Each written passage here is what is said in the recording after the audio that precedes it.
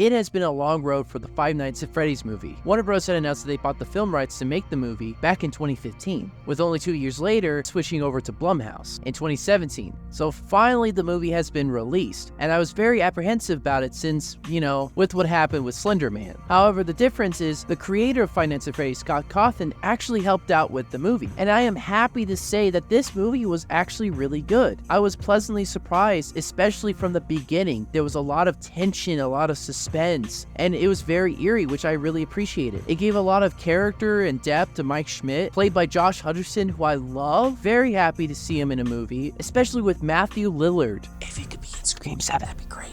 They give Mike Schmidt a history that overall ties in with the main story, and I love his relationship with his sister. Honestly, there's not a single bad actor in this movie. Everyone did pretty good in my opinion. Of course, the main thing that the movie had to get right were the animatronics. And how did that do? Very fantastic. I was very happy that the movie chose practical over CGI, and it looked much better and more convincing than the Banana Splits movie, where it was clearly people in suits. The movie does a lot with the animatronics, even giving them just a little bit of personality, which I really like, especially with their interaction with Mike's sister Abby. This was a really fun movie to watch. However, if I only have one complaint, as somebody who's a fan of Five Nights at Freddy's, somebody who watches all the FNAF videos, like trying to get to the bottom of all the mysteries and secrets and stuff like that, and getting more out of the lore, this movie doesn't really leave much to the imagination. Everything is open and shut within this movie. There's no room for interpretation or questions, which was a big part of the fun when experiencing the games, trying to put all the pieces together and trying to solve this big mystery about what happened surrounding Fazbear's Pizza. The body of 87 isn't really mentioned or alluded. I understand this might not be a problem for the typical Five Nights at Freddy's fan, but I think it would have been cool for somebody who may not have gotten into the games. Maybe they just somehow missed it in their life.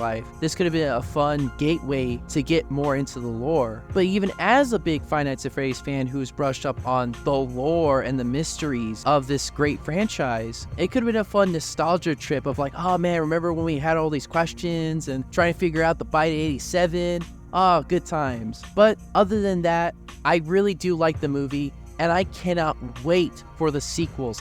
This better get some sequels. There's so many things you can do with this franchise. The only things I really want, maybe a little bit more mystery, but definitely more scares and suspense. And of course, more animatronics. I cannot wait to see the future of this film franchise. I really want to see how they'll handle 2, 3, and maybe even 4. No, they gotta do 4. That would be amazing.